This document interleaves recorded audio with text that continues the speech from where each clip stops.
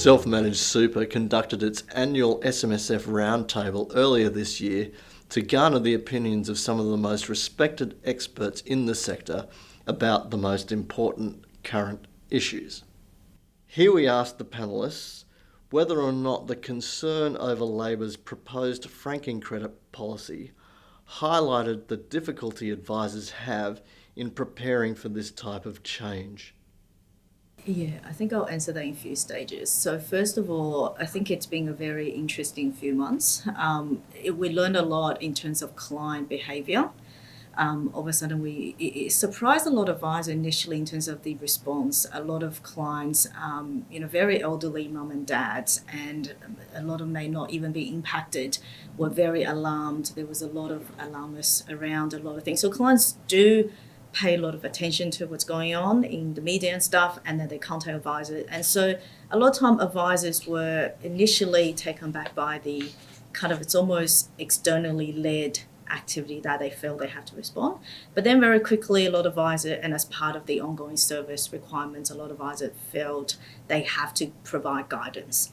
But then it comes to a very challenging position where, well, what guidance can you give where there's no uncertainty? So from a licensing perspective, we did provide training to advisors. There's a lot of hypothetical, what are the potential strategies, what potential could do, but we'll always put a lot of caveat on that you shouldn't take action. We should really educate the client that nothing's done and dusted until it is actually law. It's very dangerous to take actions before it becomes law. But inevitably, we did see some conversation between the advisor and client did end up, well, okay, Miss I understand it's not law yet, but maybe I haven't paid enough attention to myself and fund for quite a while. I'm getting to advanced age and it's just not worth the hassle or whatever it may be, rightly or wrongly. Then the advisor, under their best interest duty, then they have to then assess the client circumstances and look at alternatives and lay it out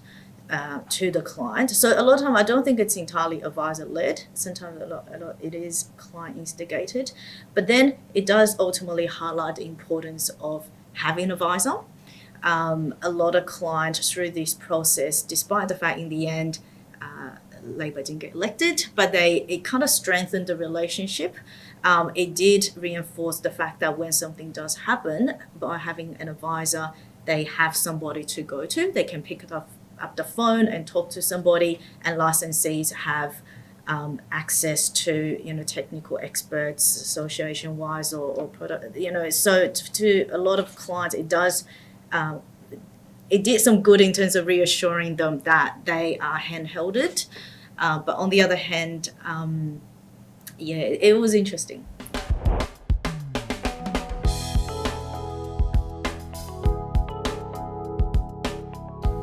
No specific tool that's available in the marketplace, but informally, yes, in my practice I do. And I like to give the client some sort of an indication of this is what you'll look like in 5 years, 10 years, 15 years time. But I emphasise that it's not just superannuation related. Most of us are broader advisors, and it could be taxation, it could be capital gains tax structuring for a client's affairs more broadly, superannuation being one element. In that sort of conversation, and I had a very astute client just today, and we're talking about the establishment of an inter-vivos discretionary trust outside the superannuation environment. Client's response was, well, they could change the law tomorrow, and she was absolutely right. So in the same way that we have regular proposed changes and actual changes to the superannuation system, there are regular proposed and actual changes to taxation broadly, as well as commercial law that have impact on the broader advice that we give. So I think that in that context, we shouldn't be sometimes so precious with regard to superannuation and say we're being singled out and targeted.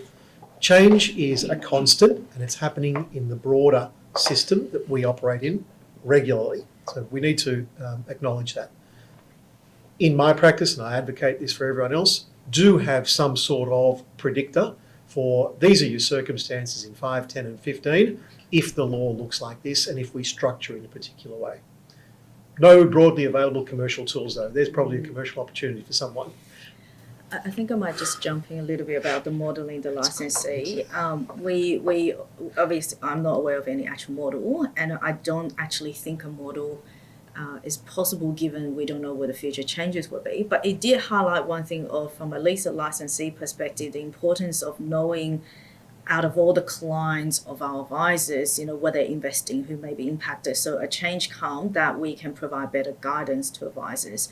Ideally, we were looking at whether it's possible to provide a list, generate out of databases, a list of clients who, fitting the 80-20, 80% that may be impacted, having visibility across different platforms, having, internal sort of tools to assist advisors, because on one hand we want to help advisors to identify, to act quickly, but on the other hand, from a risk management perspective, licensees do worry, what if we identify this impacted client, clearly they could be adversely impacted for whatever change it may be. We want to make sure actions are taken. So I think probably not a single model as such, but definitely I think all licensee will be thinking about how to monitor, how to be prepared for whatever the next change may be.